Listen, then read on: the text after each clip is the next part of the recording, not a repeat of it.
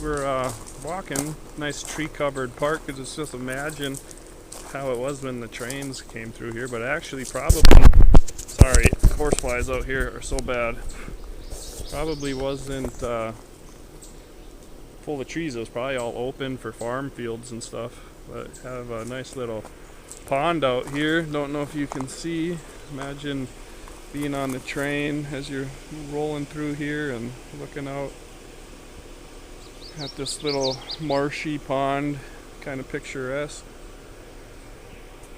And then just continue going down. Still not quite to Curtis Siding.